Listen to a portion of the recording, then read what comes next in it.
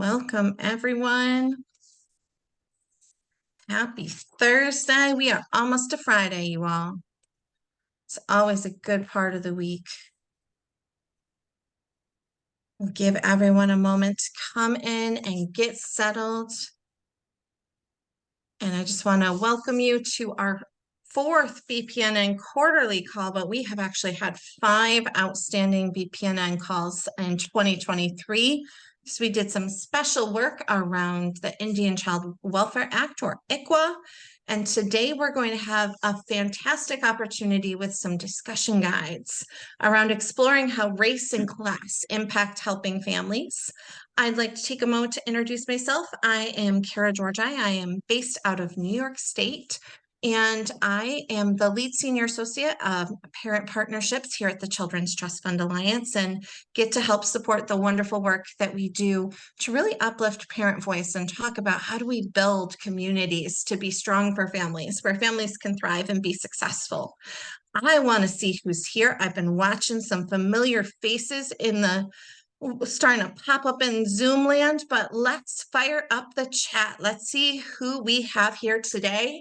And while you all are taking a moment to drop your name, state, and role in the chat, I just want to take a moment to acknowledge the events that were happening yesterday in the state of Maine, and just to express our condolences to the families who were impacted by the tragic events in Maine, and to say we are thinking of our partners there and sending our thoughts to them as that situation is evolving and ongoing. But let's see who's here from our family all across the country. It's one of my favorite parts of the Birth Parent National Network, is the opportunity to build these connections with each other. My friend Pat, you are here. You are here from New York, just like myself, and I love the work that you do for families downstate. I see we have Pennsylvania here. Wonderful to have your representation. Vicki, you are most welcome, and thank you for being with us today. We are definitely thinking of you and your partners in the state. Tarina, thinking of you in Washington. Washington does such fantastic work with parents. Mark, it's great to have you here, Mark, from New Hampshire, and you have been doing some fantastic work and getting recognized this year. 2023 has been magical. Look at that. Miss Robin Robbins is here. Such a great voice for families. Nicole from Wyoming. Belinda, great to have you here. It's been too long. Gloria, oh my goodness, you all. It's like a family reunion today. We got Tracy from Washington. We've got Krista here. So many familiar friends. Stephanie, oh my goodness, you are representing Virginia today. Great to have you here with us. I see we got David. Katie, I love the work you're doing with PEI in Texas, as well as Deshawn. So awesome. And absolutely, Pat, you are like everywhere. We got Tanner here. We've got Laura, Amanda, Rebecca Mather from Wisconsin. Great to have you with us as well. Well, welcome one and all. I am so happy that you are able to join us today. One of the things that we love to open up with, as you all are continuing to kind of connect, I encourage you, if you see someone here that you're like, hey, I've heard of them before, or I remember they talked on something before, send them a message, say hi, because to me, that's what our quarterly webinars are about. It's first off, let's hear great updates from Casey Family Programs. They always do a great job because they're such a good strategic partner to us here at the Children's Trust Fund Alliance. But it's also a great opportunity for our network to grow by you all connecting with each other. And one of the great ways that we do that is by having 2 fantastic co-facilitators. And today, Tremel is going to be our lead facilitator, because the lovely Miss Jody is taking some time to be in her mom hat today and taking care of her adorable cuties. And so she will not be joining us today, but you will be getting an opportunity to connect more with her at an upcoming BPNN orientation that we're going to be offering, that we'll tell you some more information about shortly. But the Children's Trust Fund Alliance has been supporting the Birth Parent National Network now for multiple years. And as we've been doing this work, we've realized it's important that we really have parents involved in all pieces of it. And we had the opportunity to get to know Tremel when we started working on a parent advisory council with him in his incredible state of Alabama. And Tremel, I know we've talked a lot about how sometimes families need help, but there's barriers in asking for and getting that help. And I know especially you love speaking about fathers. And so I'm wondering, can you just kind of welcome everybody today and share a few words about that, just from your perspective? Because you've done so much in the community. Well, welcome everybody. I'm happy to see all your amazing faces and your amazing profile pictures. So if I don't see your face, you have an amazing profile picture.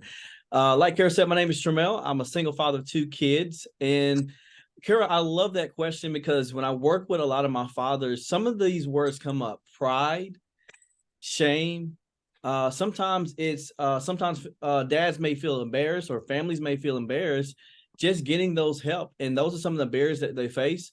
Sometimes people face it culturally, just fear of just being extremely judged on a high level. And so I know that that's some things that I've experienced over my years, even myself, being a single dad with 2 kids. Guys, listen, ladies, I didn't know how to do a ponytail. Okay. I don't know how y'all do it, but it was hard. And I felt so judged. And that was one of the barriers that I had personally, that I did not want to go in and get help, and the help I needed to be the best father I could be for my kids. So we're so excited for you all to be here. I'm just excited to see the amazing speakers we have today. So yeah, Kara, I'm just excited. You can see it on my face. Well, and I love that, Sharmil. You bring such a good energy, but I think one of the things that I appreciate as you talk, you keep it real. Because Yeah. as we do this work across the Birth Parent National Network, I think this is an opportunity for us to lift up that real parent voice and that parent perspective. And Sharmil, I know you alluded to our incredible speakers. Would you mind reviewing our agenda for today? Yes. So guys, listen, we have a packed agenda today with so much informative policy updates from the amazing Casey Family Program. We just want to make sure that you guys are engaged. We'll take some time for questions. So I want to see that chat. I'm going to be watching the chat group. But let me tell you, we have 2 amazing fire speakers, Dee Bonnick and Takeem Morgan. Guys, these guys are so amazing. They're going to be talking about how race and class impact families. So if you don't have a notepad, stop what you're doing, grab your notepad, because they're going to have a lot of jewels that's really going to push you forward to strengthen your families, because you guys are already doing an amazing job already. But they have some jewels just to increase that a little bit more. I love to tell people I love to go from average to elite. So as a family together, guys, get ready, because we're going to go from average to elite today. But first, I'm going to welcome the amazing Miss Emily. She's the director of public policy with Casey Family Programs. She's here to share some public policy updates. And Emily, we're so excited to hear all the updates you have. Welcome. You look amazing. I'm so excited to see you. So we're excited just to come off and let you know that we're excited to hear everything that you got to show us for the updates.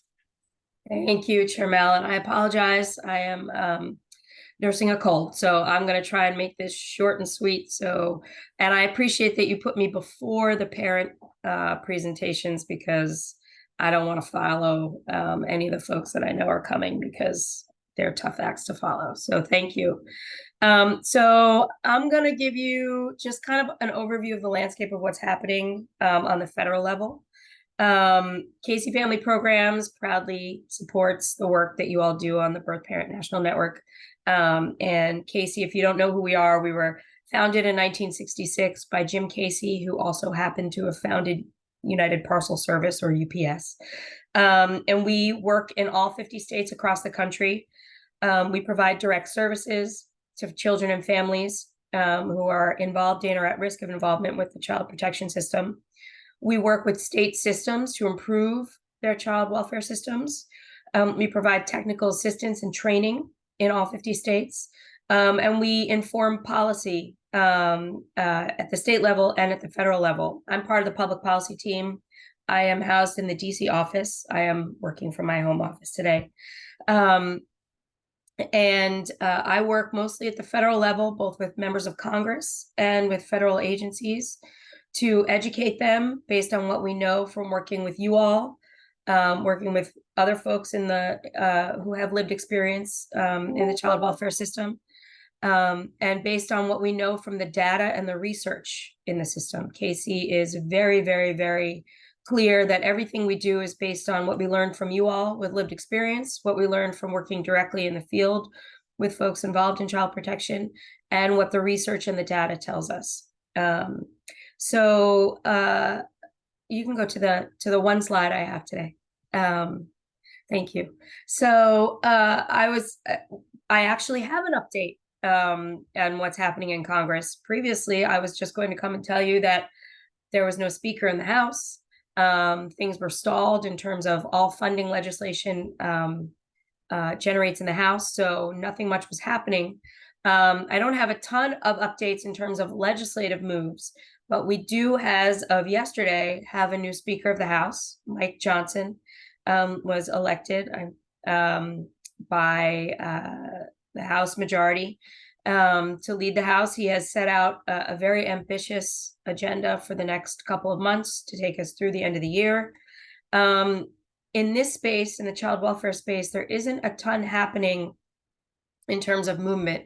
But what we do know is that come November 17th, the Congress will have to fund the federal government again. That's all of the conversations you hear about in terms of continuing resolutions, appropriations, budget conversations. When we come up to the brink of the government potentially shutting down, that's what that's all about. It's all about the funding. The current stopgap funding measure expires on November 17th. So we expect we will have another stopgap funding measure. Hopefully on the far end, we will see something that will take us all the way through for the next year or so in terms of funding. But we'll have to wait and see. We won't know until mid-November. It should get exciting. In terms of legislation, Title 4B and CAPTA, so Title 4B of the Social Security Act and the Child Abuse Prevention and Treatment Act, which is CAPTA, are both up for reauthorization. They've been up for reauthorization for the last couple of years. We've been having lots of conversations with folks in Congress. They are still up for reauthorization, and the committees of jurisdiction in the House, it is the Committee on Ways and Means, and in the Senate, it is it's the Senate Committee on Finance. It's Ways and Means and Ed and Labor, Committee on Education and Labor in the House, and Finance and the Senate Health, Education, Labor, and Pensions Committee, the HELP Committee in the Senate, have jurisdiction over these two pieces of legislation. We will not likely see full reauthorization of these pieces of these funding streams. They will continue to be funded, with any stopgap budget resolution that gets passed. But we are working to continue to educate members of Congress and their staff on how these funding streams work, how this legislation works in terms of helping families and children and parents in the states, helping keep folks prevention services, keep folks out of the child welfare system, out of the child protection system, to help children and families who are engaged already in the child protection system. And most recently, our committees are having hearings, and they are discussing these issues because they want to understand how to make these pieces of legislation better to better serve families. David Sanders, who is the Senior Vice President for Systems Improvement at Casey Family Programs, recently testified on September 28th in front of the Committee on Ways and Means Subcommittee for Work and Welfare. That's the committee of jurisdiction over Title 4B. They had an educational hearing, and Dr. Sanders served as an expert witness on modernizing child welfare to protect vulnerable children. And he talked about 4B and how 4B has worked over the years. He gave a brief history of 4B. He talked about how the creation of the Stephanie Tubbs Jones Child Welfare Services Program way back in 1935 helped to develop policy and funding for over 85 years that has help the federal government fund states and territories and tribal nations to support and keep families and children safely at home together. 4B had the first kinds of prevention services programs prior to Family First being passed in 2018. David also lifted up that the ways in which child welfare entries into child welfare have been reducing. Overall entries into child welfare have been coming down since 2005. So that shows how policy can inform effective changes in the child welfare system.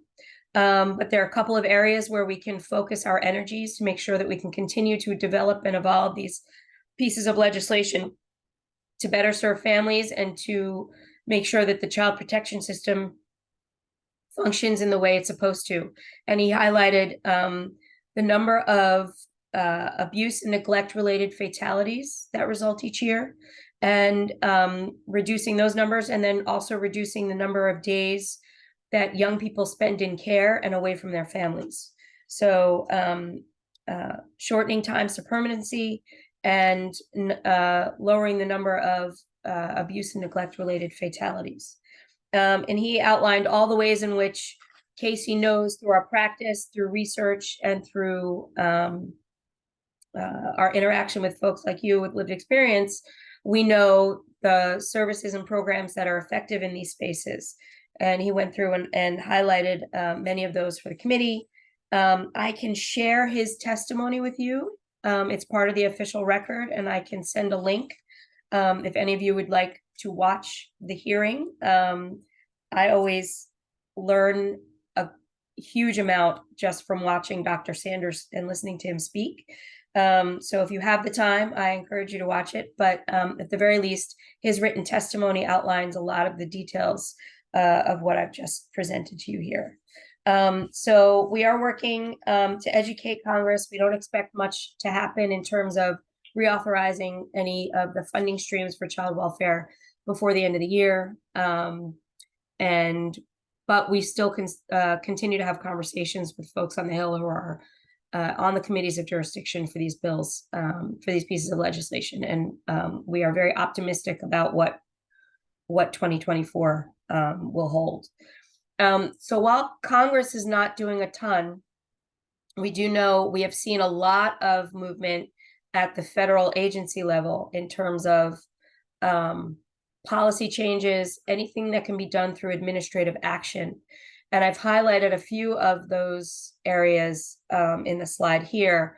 Of note, these 5 federal rules that I've highlighted here are 5 rules that are specific, have specific implications and specific impact on children, youth, and families who are at risk of entry or involved with the child protection system at the moment. So there are rules around, so TANF, there's a TANF rule, there's a rule around foster care legal representation, a very, very comprehensive rule around the care and provision of services for unaccompanied children, LGBTQ plus non-discrimination in foster care, and the Title 4E Prevention Services Clearinghouse.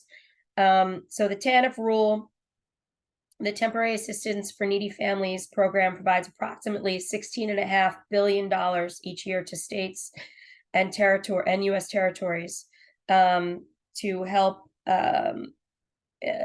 provide some flexibilities to states in helping families who need temporary assistance, right? And this temporary assistance can be used in a variety of ways. And this rule sets out some parameters. In some cases, it broadens definitions.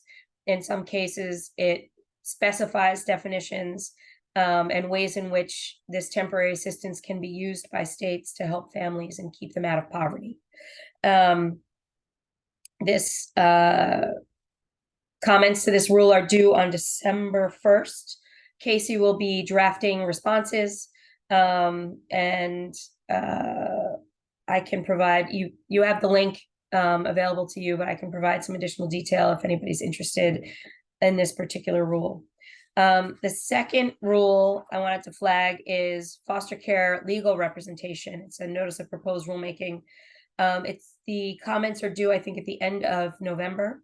The proposed rule would allow agencies to claim $4 for legal representation for kids, parents, and relative caregivers in foster care proceedings. And it allows independent representation of children who are candidates for foster care. This goes to the prevention pieces. It also allows states to claim for legal representation for tribes when they're intervening in foster care proceedings at any point in a particular case. So this is something that Casey has a lot of interest in. We have our Judicial and National Engagement Division does a lot of work in the preventative legal advocacy space. And we all know that parents and children who are represented by legal counsel when going through the system have much higher success rates. They are more well aware of what their rights are and what the process looks like than parents who do not have access to legal counsel. So we are very, very big proponents of preventative legal advocacy, and will be responding to this proposed rule as well. The next rule is around unaccompanied immigrant children. Casey has, over the years, traditionally been only concerned with domestic foster care. We work in the domestic space only. But our board a couple of years ago, disturbed by a lot of the reports around unaccompanied children and family separations at the southern border, and how children were being cared for once they arrived in the United States, decided to add a focus area to our work plans. So we now have unaccompanied children and immigration in terms of family separations and family security as part of our mission now at Casey. This unaccompanied children program foundational rule sets forth guidelines. It codifies what has been policy and practice. It writes into federal code how unaccompanied children are to be cared for and treated as they go through the system when they come to the United States. So the Office of Refugee Resettlement is responsible for unaccompanied children. They're responsible for housing them, for caring for their medical needs, for family finding, connecting them, and vetting their sponsors. And if unaccompanied children have no sponsors here, they're responsible for generally their care and maintenance in a federal foster care space. So this rule is very comprehensive. It's almost 100 pages long. And Casey has, we will be responding to this rule. The rule final comments are due on December 4th. The next rule that we are focused on is around non-discrimination for LGBTQ+ youth in the foster care system.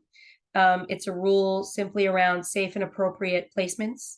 It prescribes how states are to make individual determinations, and for youth of a certain age are supposed to take into consideration the young person's input in terms of what they view as safe and appropriate placements. It means youth who identify as LGBTQ+, lesbian, gay, bisexual, transgender, or queer, two-spirit, should never be placed in placements, should never be housed in placements that are considered unsafe or unwelcoming. And there are all kinds of specifications laid out in the rule as to what that looks like and what the definition is of unwelcoming, unsafe, welcoming, and safe. And it gets to the specifics. If anybody's interested in that, I can also provide more information there. Comments to that are due at the end of November, I believe also November 27th. And finally, a couple of days ago, we received a notice of proposed rulemaking around the Title IV Prevention Services Clearinghouse Handbook. So I take particular pride in this one because when I joined Casey back in the summer of 2021, the first project I was assigned was responding to a notice of federal rulemaking and a request for information around the 4E Clearinghouse. And part of what was just published was a response to the comments submitted, excuse me,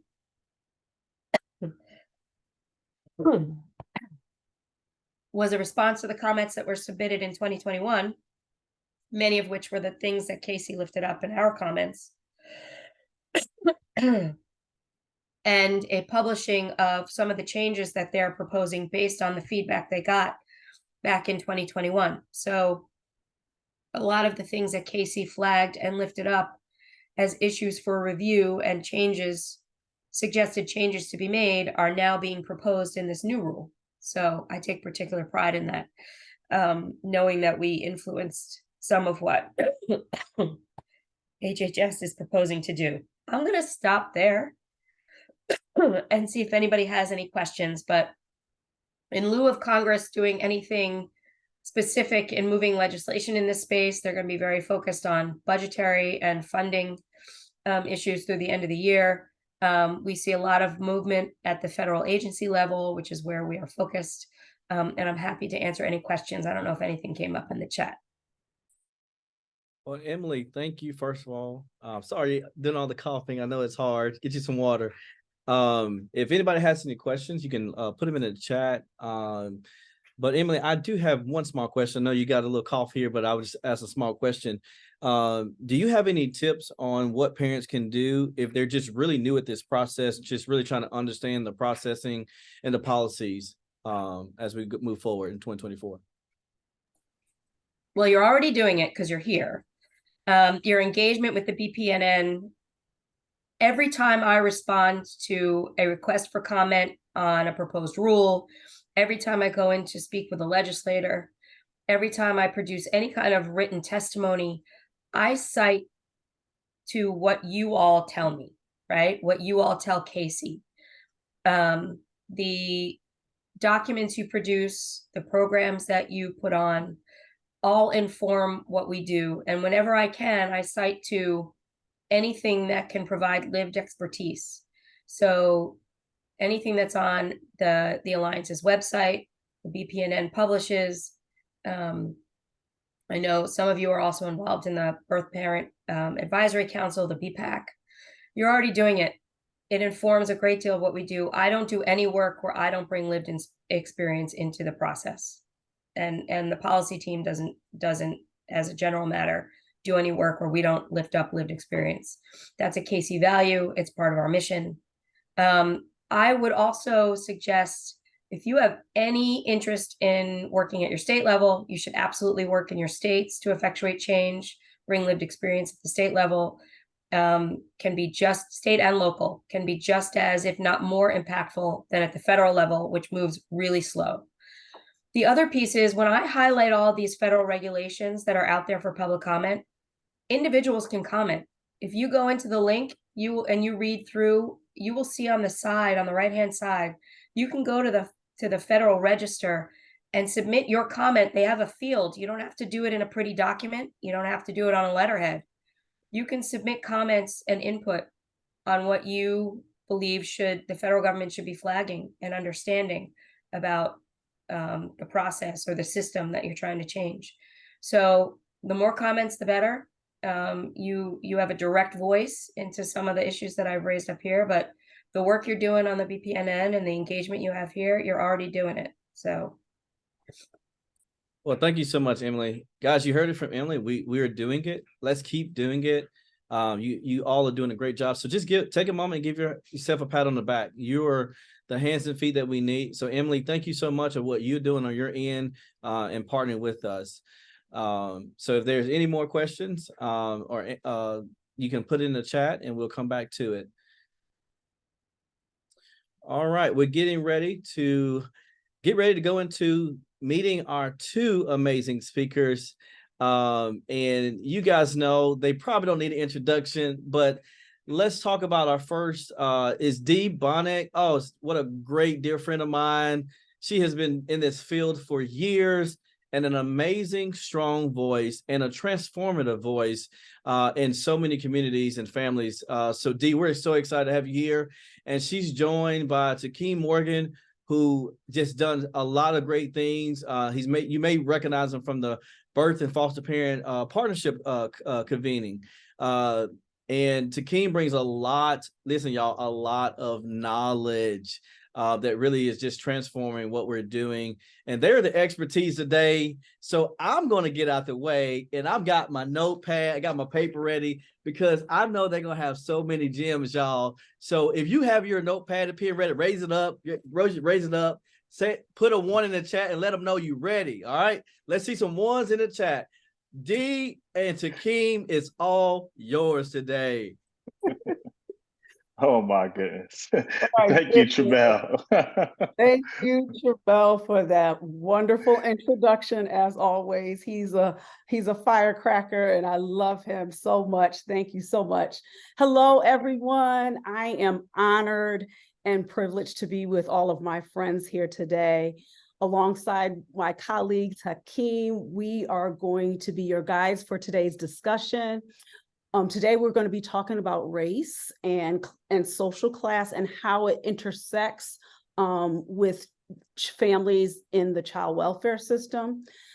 Today's session is going to be a fundamental understanding of those connections. So we will probably have some deeper and further conversations around this topic in future webinars. This webinar and this conversation is interactive. As you know, for most of y'all that know me, you know I love interaction, so it's going to be interactive. So we want you all, through our prompts, to come off of mute and share some of your comments and responses. The chat feature, also use the chat for your responses, and we're also going to do some polling questions through Mentimeter. We hope that you take advantage of this opportunity to unlearn and relearn and grow beyond what's been comfortable and what's been previously understood. So with that being said, I'm going to turn it over to Takeem to start us off. Absolutely. Well, Dee, thank you so much, Tramel. Man, what an introduction. I guess I got a little bit of pressure here. We both do, Dee. But it's an honor to be here, to be working with this team. It's a very intentional team, upbeat, high energy. And that's what I believe families need, families in the child welfare system, families in general, to be honest with you. My background, I aged out of the child welfare system. My family was separated through engagement with the child welfare system. And ever since, I've just kind of been learning lessons from the experience and then trying to give those lessons back to the community as much as possible. This topic, I think, is really, really important. I mean, we heard the update about the politics and the legislation from Emily, but the truth of the matter is the issues that we're talking about today are the types of issues that is hard to legislate, right? These are the issues that sort of run through our community, and that the local police officer, the local teacher, right, that some of these misperceptions and these just, I would say, implicit mental models sometimes have put our families in harm as opposed to helping them. And that's the reason why we thought that this was an important topic and why we're so excited to have this conversation. As Dee said, this is an opportunity to really reflect. This is a foundational discussion. We know that the legacy behind these topics are long and arduous, and it's not something that we can eradicate, in one webinar. But it is such an important topic, has such an impact on families and children, that it's something that we should be discussing on a regular basis. And so I'm honored to be a part of this discussion. And with that, we'll jump right in with our first slide. So we're talking about family. We really wanted to anchor this discussion around like 3 different questions: family, race, and class and social class. What are these topics? So our first question to the group, and just to kind of get our juices flowing, is to ask you, what is family? How do you define family? What do you understand the role of family to be? And we just want to have some general conversation about that. So like Dee said, take yourselves off mute. What is important about our understanding of family? What's important about family to you? That's our first question, just to kind of get us started.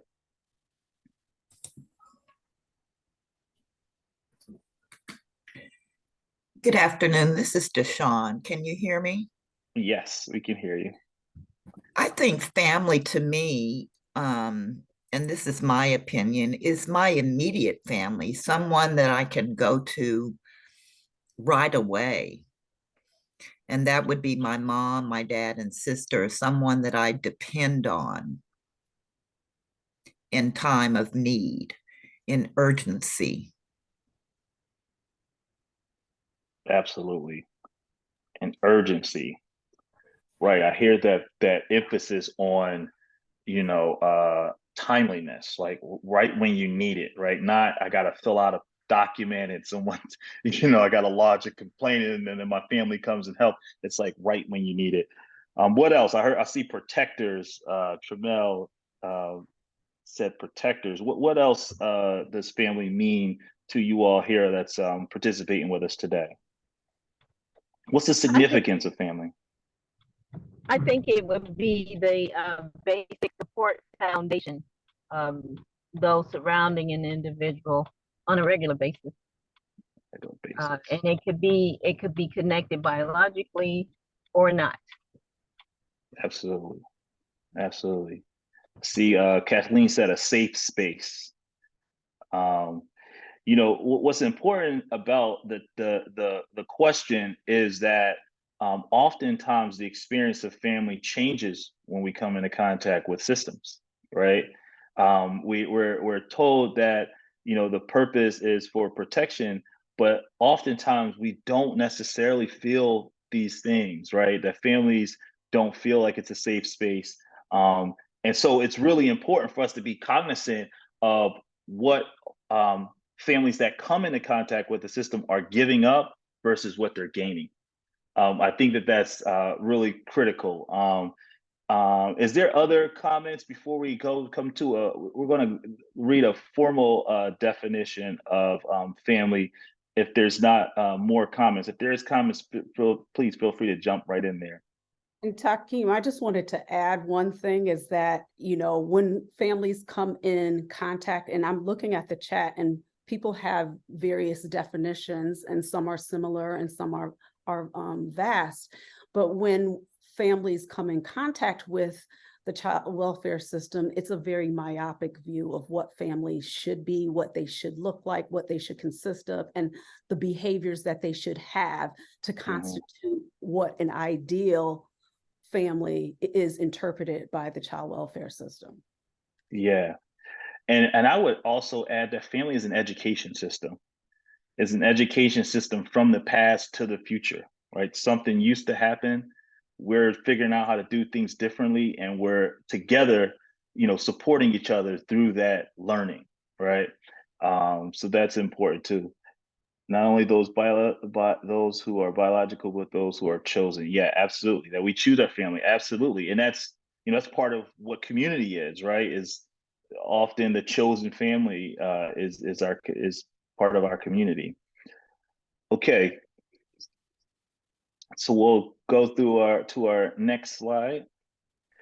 So this is the definition that we have of family. Family is a unit that provides love, support, and stability to its members. It is where each member feels valued, respected, and understood. An ideal family fosters a positive environment for growth, learning, and emotional well-being. And I think this is a really thorough definition of family because it talks about all of the dynamics that a family provides to an individual, to the individual members that are in it. And I think this is really important because when we talk about whether or not interventions need to take place within a family, I think we ought to think about, does the intervention provide these things? And do the intervention include this type of safety and security, growth, and emotional well-being? So that's family. I'm going to turn it over to Dee for our next section of discussion. Thank you, Takeem. So in that same fashion, we're asking the question is, what is race? So can someone come off mute and let us know your understanding of what race is? You can also put those comments in the chat. Tramel is helping us to kind of monitor the chat, but what is your understanding of what race actually means, what it is?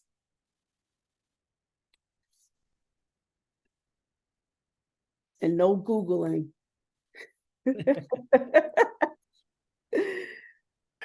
What is race, folks? What is race? I'll take a stab at it. Somebody wants to take a stab. I'm saying no Googling because I know some of y'all have been in my trainings before, so y'all have heard us discuss this before. So This is an important question. What is race? I guess I'll talk about what race is. I think that race is not only the color of your skin, but like your culture, and that's how I see it. I don't know if that's exactly right or not, but I think it's just your ethnicity and the culture and how you were raised is all part of your race as far as I'm concerned. Thank you, Katrina. Yes. At least to my understanding is ethnicity or identity. That was Kayla. Thank you. Anyone else? Pat. Race is Pat's going. He's going in. He's going in. Pat. It's a social construct. Pat, now you gotta- gotta come off mute. you What gotta is a tell us social? more. What is that? What are you talking about, man? Well, they actually created race in the 1600s here in the United States to separate basically the indentured servants from the slaves, so they never got together to rise up against the rich people who are running this place. Because if you, in a final analysis, there is no such thing as race, but because there were lighter skinned people and darker skinned people, it was created. That's what I mean by a social construct. Excellent. I would, for the most part, agree. In other words, what you're saying is race is not real. It doesn't Well, exist. it's not, because there's only It one was race, something- and that's the it was- human race. It was something that was just made up to support a white supremacist ideology, which was built around slavery. I would go back further than the 1600s, but I'll agree with the 1600s even. But it's not real. It's something that's made up. But it's been codified here in the United States in particular, so that we walk around thinking that this is a real construct, and it's caused so many problems for us in this country and everything. That's what race is. Now, on the other side, I will say, I identify as African American Black. Right. Ron, I got a question for you. You said that race has been codified here in the US. What does that mean? What do you mean by that? Laws and policy built specifically around supporting if you're Black or colored or Negro, what have you, then you're not allowed to do this, that, and other. If you're Indigenous, you're not allowed to do this, that, and other. If you're Hispanic, you're not allowed, et cetera, et cetera. But in particular for me, both my parents coming from the South, Louisiana and everything, I think more in terms of the codification of laws, Jim Crow laws and other kinds of laws to segregate Black folks from white folks and prevent Black folks from having equal rights or any rights at one point, including education, freedom to congregate, do what you want to do, et cetera, et cetera. So, blah, blah, blah. Thank you for sharing that, Ron. And you're pointing out, and Pat, all of the comments, you're pointing out some really critical pieces to this conversation. And I agree with you, right? I agree that race is a social construct, right? Yet and still, as Ron shared with us, that social construct has been codified, and it's been codified over many years. And so with the codification of this social construct, we have an impact on families and an impact on our society, racial disparities, inequalities, and injustice, and really an impact on vulnerable families. And we see that, that code showing up in so many places, which is why it's so important to have this discussion, because like I said, there's things that you can legislate, but when you are clever enough to create a social construct and allow it to be adopted widely and without the law necessarily enforcing it, then you have a challenging situation to unravel. And I think that's the situation we find ourselves in when it comes down to race in our country and the impact that it has on our families. So thank you for engaging us in that discussion. I think, Dee, are we going to we're going to advance to the next slide. And so, like most of you said in the chat or came off mute, that race is a social and political construct. It is not rooted in anything biological or anything scientific, not at all. It is a human event classification system. That's all it is. It's made up. And it's invented as a way to define physical differences between people, but it is often used for a tool of oppression and violence. And it is important to note that primarily in the United States, we are talking about skin color. That's it. So we have white people in that racial hierarchy that is at the top, and Black people are at the very bottom. And all other races, other ethnicities are, machinated in between those two. So Black are at the very bottom and white are at the very top. And again, it's invented, it's man-made, but as Takeem was talking about and others also, that, we've made systems, we built our country around this ideology of inferiority and oppression and violence. And so the child welfare system is pretty much constructed in that vein as well. That's right. And interestingly enough, when we talk about race, if you look close enough, you'll see a lot of clues of its, of its insensibility, right? These said at the top of the racial class is white, at the bottom is Black.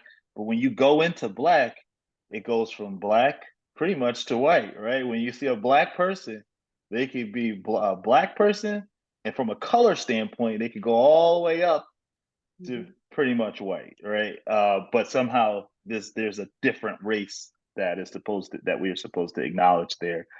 And I just wanted to point out here, modern scholars say race is a construct, which is assigned based on rules made by society. And race was created as a classification of human beings with the purpose of giving power to white people over non-whites. And that's really critical. The reason why that's so important is because when you go and now deconstruct the systems that were created subsequent, you can check for, does this system give more power to the white people in it or not? And if it does, perhaps this is part of this social construct. That's what I would suggest. Absolutely. Yep. So we can advance to the next slide, and actually we're going to give you, we're going to share 5 minutes of a 10-minute video with you. We will definitely give you the link to the full video because I find it very interesting and fascinating. But we want to share with you that these first 5 minutes just to kind of give you some more clarity around the origins of race. So Kira. Did you know that race was not always considered a biological or genetic category? So how did we come to understand it that way today? We all have a working definition of race. Whether you kinda understand it, hate it, claim not to see it, or study it, hint hint, cough cough, that's me, it still plays a role in all of our daily lives. From the way that people interact to the places they live and stereotypes they face, race is still a determining factor in our social structures, both inside and outside of the US. But full disclosure, I do a lot of US history, so this is a US specific video about race, since these histories operate differently across various contexts. Okay, so let's get started by asking, what were some of the earliest definitions of race? Well, before we started thinking of race along the lines of biology, genetics, or phenotype, aka physical appearance, did you know that it was largely considered a category of kinship or group affiliation? In the 16th century, we started to see the use of the word race in English, but it isn't attributed to physical traits or behavior. It meant quite literally that you were all members of the same household, group, or shared a common ancestor. But when did race... I am gonna pause and reshare because I hear that the video is frozen on your side. So let me reshare that for you all. So hopefully you can see and hear the video.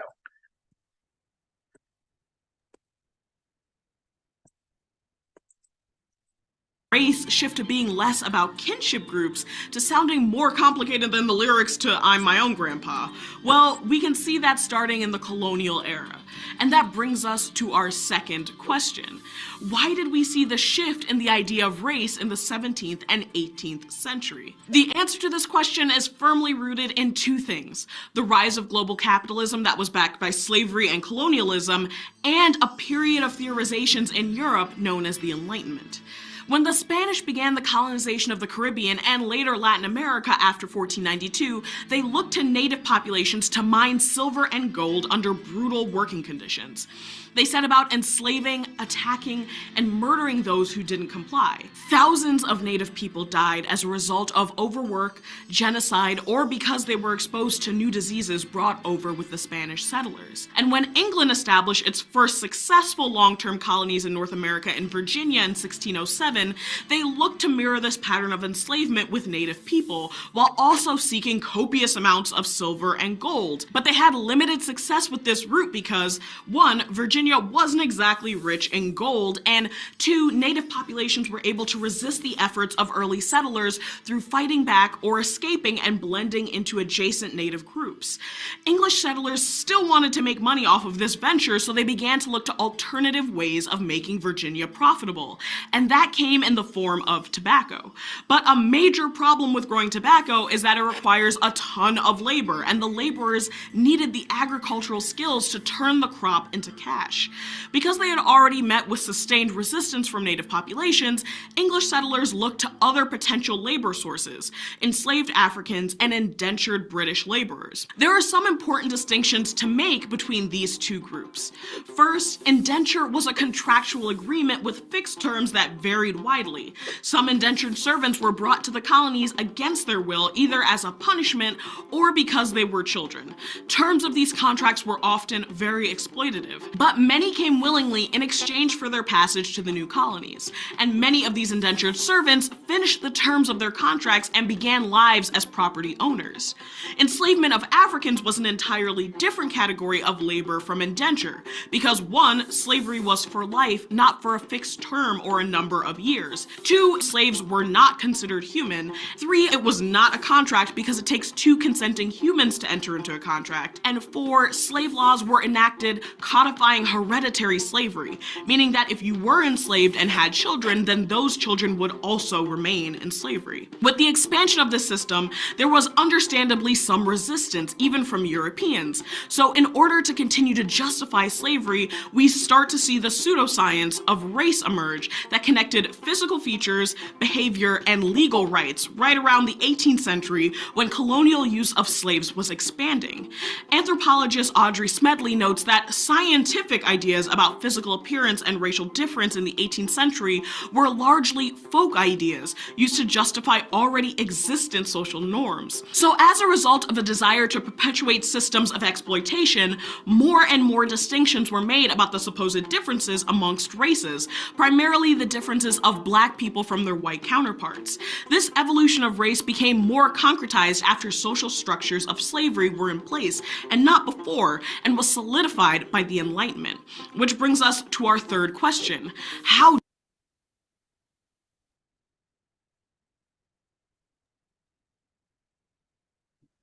Looks like our other host had questions they want to ask as well. But that's a heck of a legacy. I guess are there immediate reactions to the video beyond what we discussed prior? There were some things that stood out to me.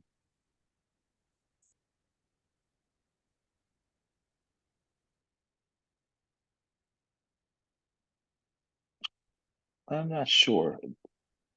Kara, do you have the presenter's name? You have a question. What is the presenter's name in the video?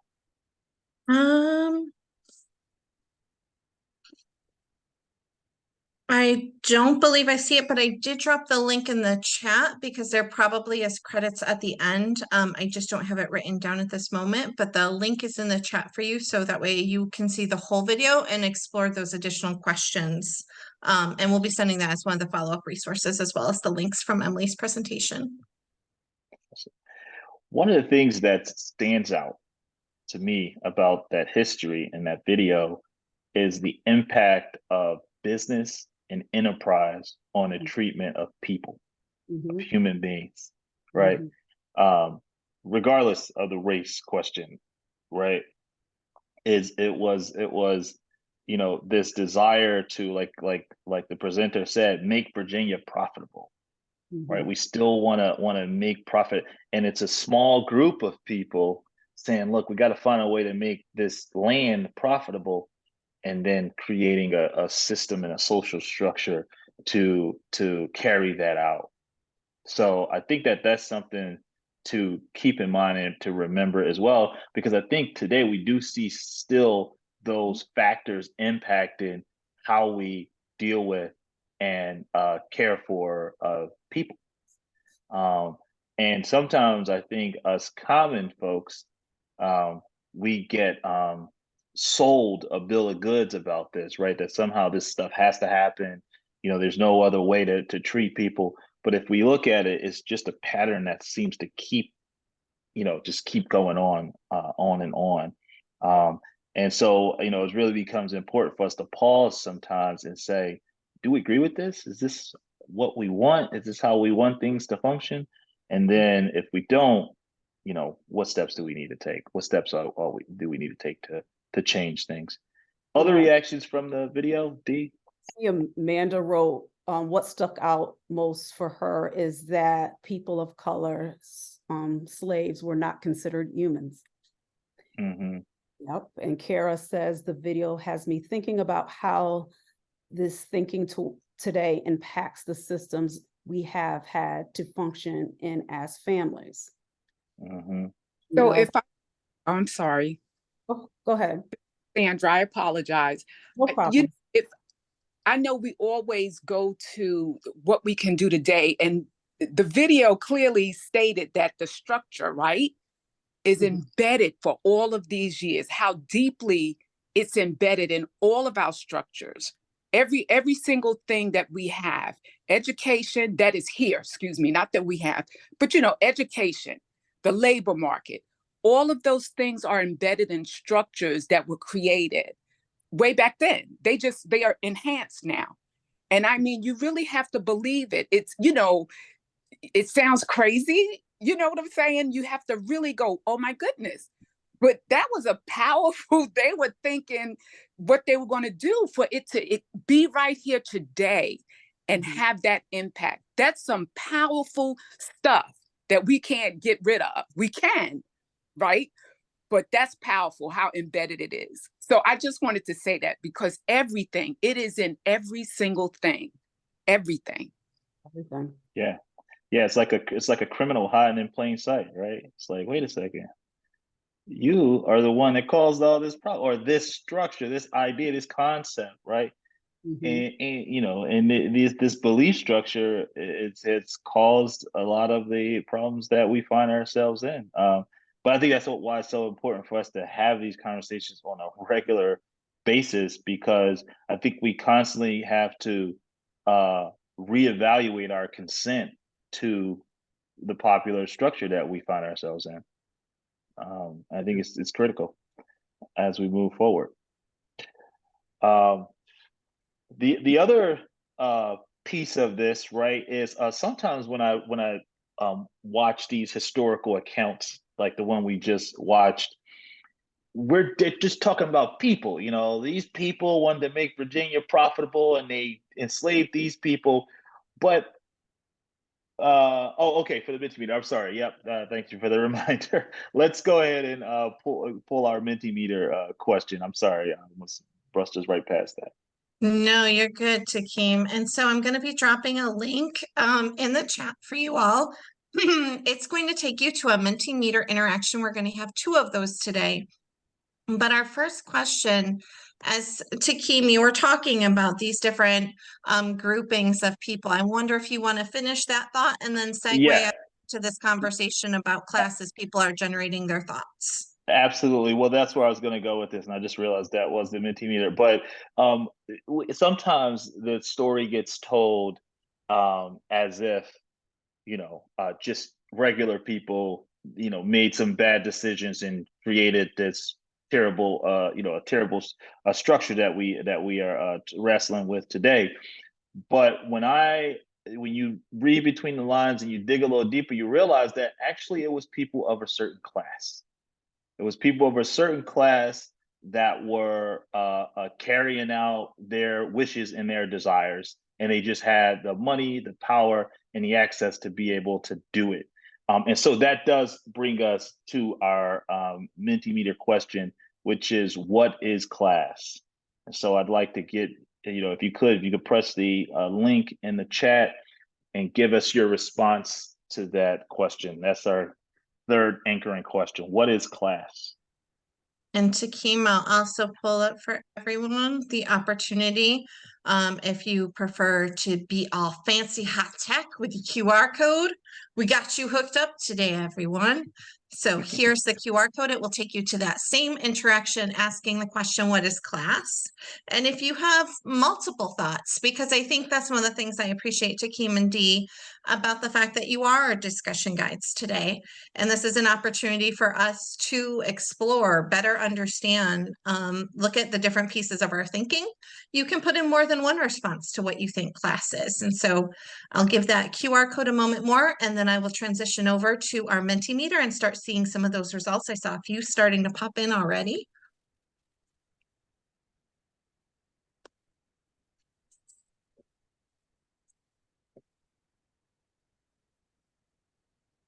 And Dee and Takeem, here are some of our results that we have so far.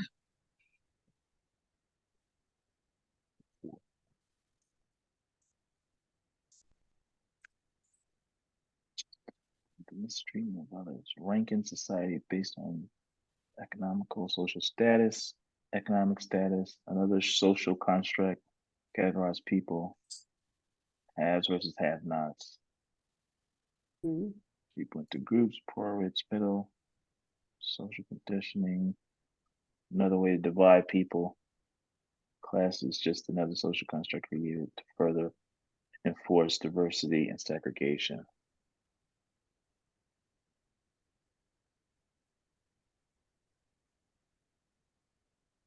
Caste system with rich people at the top who control our entire economy, 80%, poor and work class, 19%, middle class, 1%, who are rich and control everything. That's right. It's a good one right there. It's a nice little data-driven breakdown. I also like the social stratification based on resources. Sorry. People set groups based on status, division of people into set of groups based on status, economics. That's right. So, and all these are spot on. I think one of the things that stands out about class is it is a division of people. And I would, in terms of the intentionality around it, what strikes me about class the most is that it is a separation of people that have the ability to influence and control things and those that don't. And oftentimes what we see is those in the higher classes creating systems that everyone else is basically forced to follow. And I think that was the point that I was making about, making Virginia profitable, founding of the country, right? That that you see that there is a concentrated class of people, concentrated group of people with certain levels of power, certain levels of resources that are actually carrying this out. The interesting thing about this class discussion, though, is that 80%, it can often get manipulated in different ways, right? And so Sometimes I just want to rent a car and go, you know? I do know. And I think that's not the video. That's not quite the Is video. that the ad for the video? That's a tell. She's saying, move along, folks. That's No, right, that that's was right. me trying to have it ready and queued. I think the ad says, sometimes I just want to go. So we do have a video though that's going to help us get a deeper understanding of class in the United States in particular and how it functions. All right, almost past the ads and then I'll be sharing it.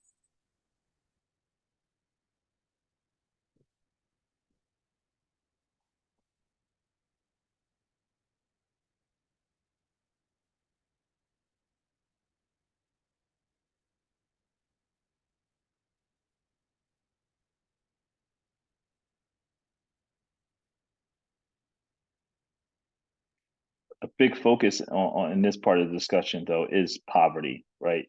What happens to those at the lower classes that are in poverty, and how are their families treated when they come in contact with the system, with the child welfare system in particular.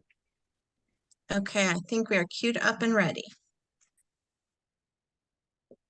And not just because you may find it awkward to discuss who's poor and who's rich, or who has more power and who has less. As sociologists, What's up? The video is frozen. Oh. And I don't think we're at the beginning of that video. Okay, let me re-queue it.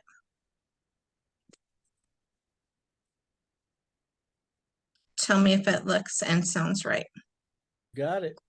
social class in America can be hard to talk about. And not just because you may find it awkward to discuss who's poor and who's rich, or who has more power and who has less. As sociologists, the difficulty for us is in pinning down exactly what we mean by social class. There isn't just one definition of it, and the definition you use will depend on what society you're interested in. If we go by Marx's definition, we have two classes: the bourgeoisie, who own the means of production, and the proletariat, who do the labor. But this might be too simplistic for our world. If you own a small store and you work there, which category do you belong in? Your day-to-day life probably looks more like that of a retail employee than that of a CEO, but Marx would put you in the bourgeoisie because you own a business and hire workers. So let's try another definition, one that's more in the tradition of our old friend Max Weber. His theories were more about what kinds of opportunities a person's class gives them. The owner of a big company has different opportunities than the owner of a small shop, but they'll both have different resources available to them than someone who manages an office or somebody who works at a factory. So in this case, a social class can be defined as a group that's fairly similar in terms of income, education, power, and prestige in society. And we can use this definition to better understand the social classes that make up society in the United States, and it can help us to answer some of the questions they raise. Like, is there more than one kind of upper class? How can the middle class fit everyone who thinks they belong in it? And what does poverty in America really look like?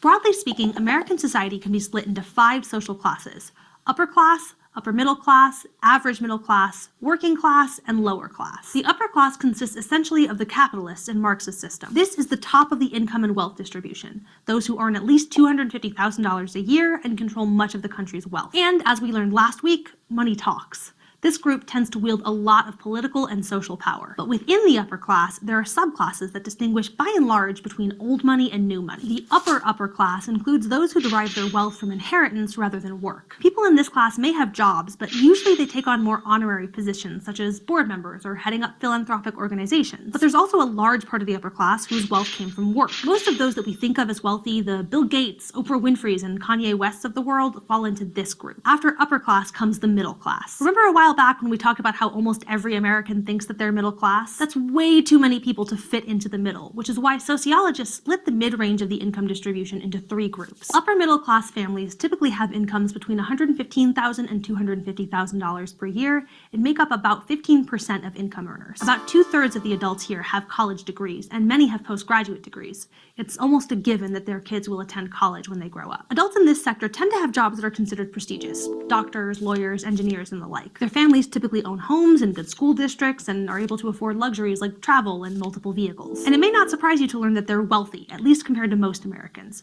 This group is likely to have wealth from their home, strong 401ks, and financial investments. Now, families in the so-called average middle class make between $50,000 and $115,000 and make up about 35% of income earners. Keep in mind, the median family income in the US is $70,700. So families in this group still tend to own their own homes, but the mortgages might be more cumbersome. And they have some wealth, usually tied up in their home or a modest retirement savings account. About half of this group is college educated, though they're more likely to have attended public universities than private schools. And average middle class jobs are typically so-called white-collar jobs. Think office workers, teachers, and middle managers. In contrast, most blue-collar workers, or those whose work is primarily based in manual labor, fall in the lower middle class. About 30% of Americans are in this category, with incomes ranging from about $25,000 to $50,000 a year. Lower middle class families are less likely to own their own homes and typically hold little to no wealth. The most defining feature of this social class is the type of jobs that are associated with it, namely manual labor, which is why it's often referred to as the working class. Factory work, construction, manufacturing, maintenance work, all of these jobs generally fall under working class occupations, and while some working class jobs require technical skills, they don't usually require a college education. It's important to note that working class jobs are more sensitive to how the economy is doing, because these jobs tend to be built around making stuff. When a recession hits, factories need fewer workers to meet demands, or the plant's owners might decide that it's cheaper to use machines rather than workers to produce their goods. And just as vulnerable to economic downturns, if not more so, is the lower class. Lower class Americans are blue-collar workers at the bottom of the income distribution. They make less than $25,000 a year and tend to work hourly jobs that are part-time with unpredictable schedules and no benefits, like health insurance or pensions. About 20% of Americans, or the bottom quintile, fall into this group. The majority of these families don't own their own homes and are more likely to live in neighborhoods with higher rates of poverty, lower quality school districts, and higher crime rates. In contrast to an upper middle class family whose children are likely to go to college, only 9% of the children born in the bottom income quartile complete a 4-year college.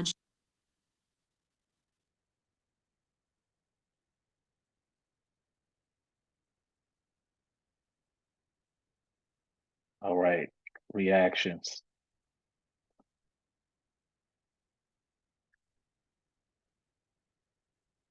Tone of that was a little bit different, I think. Curious your reactions.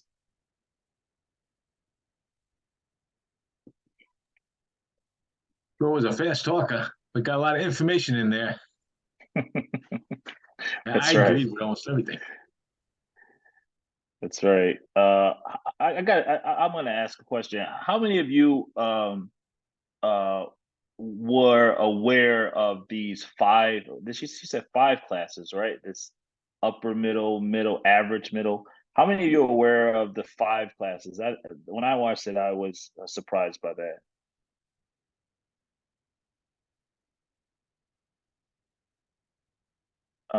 And then the other thing that surprised me is that there wasn't a poverty class. There was like a lower class, but not a poverty class. Which would seem that the poverty situation would be distinct from your average kind of lower class. Class is keeping us from I'm uniting. sorry. when you say poverty, don't you know you can say you are the lower class, even though you can't visually see that someone is in poverty. So we're not going to separate that out because everybody's in poverty, right? Lower class. That's what I'm saying. So when they put lower class, we don't have to say poverty, but we know there's families that's under even lower class, right? They under poverty. So go ahead. I'm sorry. No, that's actually what I'm saying. I'm saying that I feel like there's a beyond just lower. There is a level that's below that is, basically unbearable and it's senseless. Really, it doesn't make sense. I think when it's normal, it feels like it's normalized in that description that you don't realize that you have like, and I would say abject poverty, just situations that shouldn't take place, particularly in a country where the citizens are producing so much value, right? Like this, just generally speaking, you would think that in this country so much value is being created that there shouldn't be anyone living in below a certain condition. That's the point I was making. But I agree with you. I agree with you. I think the point that you were making is that it's kind of decorated, it's kind of prettied up, and it's hidden away so that we don't focus or pay attention to it. But I do think on our topic in terms of child welfare, it seems to be, I know the data that I get to review, it does seem that the folks that come into the system consistently fall within below a certain class, and it's below the average middle, definitely. And I think it's concentrated within that lower class space. And so that's kind of brings us to, kind of pulling this all together. Like, how does the intersection of class and race impact what families come under the purview of the system, and then how they're treated once they're in the system? That's the big question is, and what do you see? I mean, are you guys noticing any patterns in your own experience? Takeem, I think for me, just as I'm listening, some of the important things is when you look at class, it's like, when you're set there, but also as an African American male, how hard I got to work to even touch the next class. In those barriers become more difficult without a degree, but you have a degree, but you're still in that class. So it doesn't matter what's in your basket of tools, you're still in that poverty or low class. It takes almost an act of God to get to the next class as an African-American male throughout my history of my parents. And, there's always a strong, like, you got to do more, but are we really getting much out of it? That's right. That's right. Thank you, Tramel, for bringing that truth to light. So what is the relationship between systems of oppression and power? So if you look at this data slide right here, you'll see that Black Americans are second most likely to experience poverty. 21% live below the poverty threshold, following Native Americans at 25%. Black Americans in particular have 10 cents for every dollar in wealth that white families have. And I want to read some more statistical data. Black children make up more than 2/5 of the foster care population. They represent less than 1/5 of the nation's children. Latinx and Native children are also in the system in disproportionate numbers. According to federal statistics, Black children in the child welfare system are placed in foster care at twice the rates of white children. A national study of Child Protective Services by the U.S. Department of Health and Human Services reported that minority children and in particularly African American children are more likely to be in foster care placement than to receive in-home services. Now check this out. That's even when they have the same problems and characteristics as white children. And once removed, Black children remain in foster care longer, are more likely to have more movement, receive fewer services, and are less likely to either return home or be adopted than any other children. So not only that they are entering the child welfare system at very disproportionate higher rates, but their treatment once they are in the system are much more harsh and extreme. And so that's where that disparity comes in. So as we think of what we were just talking about around race and as a social and a political construct, it's not a stretch to see how the child welfare system treats families poorly, particularly families of color, African American children. And if you think about how all these systems, we could talk about education, healthcare, labor, criminal justice, all of these systems are interfacing with Black families. And so they're pretty much operating in the same vein. And so those are like the social barriers and constraints that Black families, Native families, and Latinx families face. And what I want to do now, so we're getting to the meat of our discussion. We started out with the question of what is family? And I would even add to that at this point, what is family to a community that has experienced the legacy of slavery? What is family? And then what is race? What is race, to those that are consistently and systematically shut out of the system? And then, how does class impact them? And what is the treatment? What's the policy today? This is the thing that I think we really need to wrestle with when we talk about child protection, when we talk about child welfare, when we talk about serving families. These are the things I think they're going to tell us what those needs are, right? Based on these legacies and based on our social structures, what are those needs? And so that's really the question. How does poverty impact the child welfare system? So this slide says poverty produces material hardships for families, such hardships often result in families experiencing toxic stress, which can impede children's cognitive development and parents' capacity to meet the needs of children. Incapacity to provide is not the same as unwillingness to provide.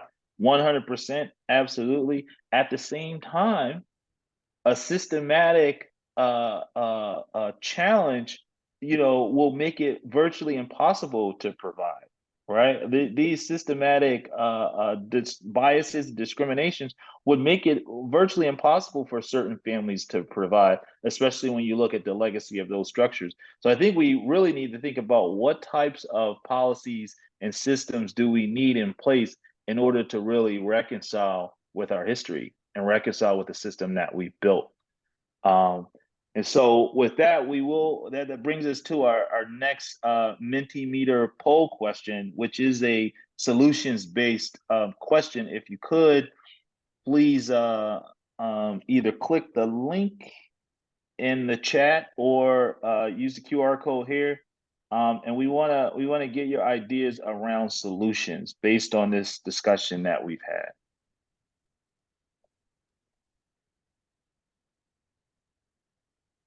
And while you all are putting your comments on Mentimeter. I think this, see here, is this the right one?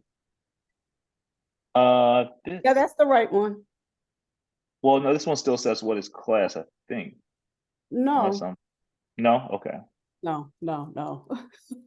While you all are putting your information into Mentimeter, just, the system of child protection is inherently flawed because it really doesn't take into account the economics, the political, and the social constraints that family has. And it really just puts the overwhelming responsibilities on families or parents, and it really treats parents punitively instead of helping them and giving them the support that they need to make sure that their children and themselves are living in healthy and well environments. And so that's a critical flaw in the design of our child welfare system.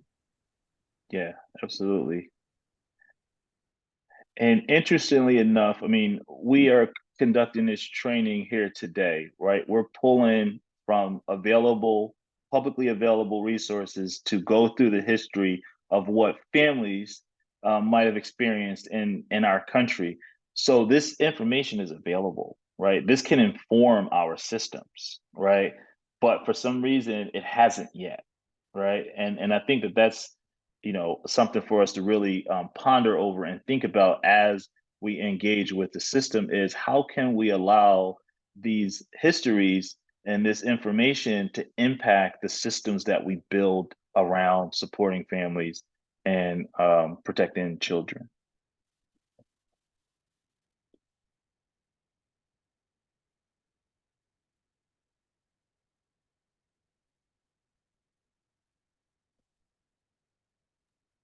That's right. I think people are dreaming big thoughts, and I can't wait to see some other thoughts and ideas. I hope one of them that we say is to have those with lived experience be a voice, be a partner as we do this work.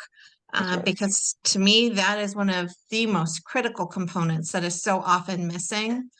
And I appreciate and just can't thank you both enough. I feel like we could spend another hour with you both as our discussion guides. And I'm glad that you kicked us off, letting us know that like this is not the end all be all discussion. This is like we are starting to just begin breaking bread together as we have these discussions. But I just want to thank you for coming in and sharing your expertise as we allow others to chime in some additional thoughts of what we can do as we think about this. It isn't one answer, and we all have a responsibility in it. And I feel like Takeem and Dee, you did a beautiful job today of giving us some good grounding information and information we can bring back to our communities to be thinking about. So I just want to thank you both. And look at that, more and more ideas are coming in. So we will be capturing this as part of the follow-up to the webinar. So please keep those ideas coming because as you see, you are being so thoughtful in what you're providing. And I rather you put your full thought or multiple thoughts so we can really start thinking about, okay, well, if this is what we're thinking, what's our responsibility as the Birth Parent National Network to help support you in that, right? This isn't anything we're supposed to do alone. We got to be doing this work together. And so I just want to thank you both for being such fantastic presenters for us today. I feel like we learned a lot from you. I feel like Emily's presentation gave us so many opportunities to be thinking about and getting our voices out there. So I encourage you, we'll be sending these links out. I may even do just a blast with the email to everyone who has been on today. So that way you have all of those links, especially because the timing is tight for getting feedback. So I want to make sure you all have that.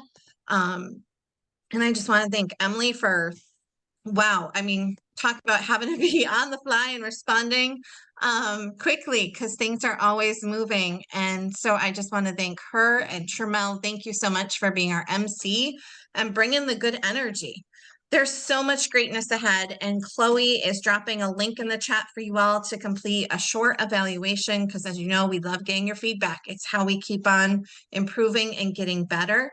And one other opportunity for you all, if you're not familiar with Family Voices United, it's a fantastic partnership with Casey Family Programs, Foster Club, Generations United, and the Children's Trust Fund Alliance, where we are bringing lived voice together for parents, relative caregivers, and youth all at the same space to talk about and explore important topics around family first. So I encourage you to check that out.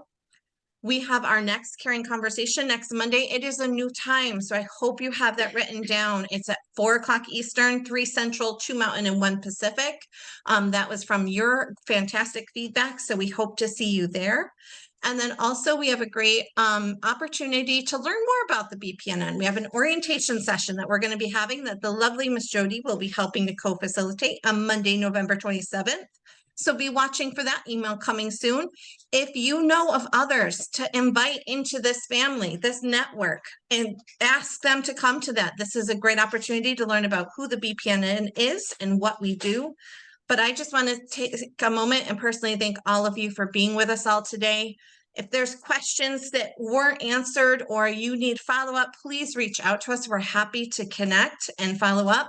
And be watching. This recording and the slides will be posted up to the Alliance's website very shortly under the BPNN page. And once again, I just want to give a shout out to all of you for taking time out of your day to have an important discussion with our fantastic discussion guides, Takeem and Dee. Thank you both for your time today. And everyone, I hope this was the beginning for you, not only in the space to have these conversations, but gave you some beginner things to start thinking about. How do you bring this back to your community, your state, and your work?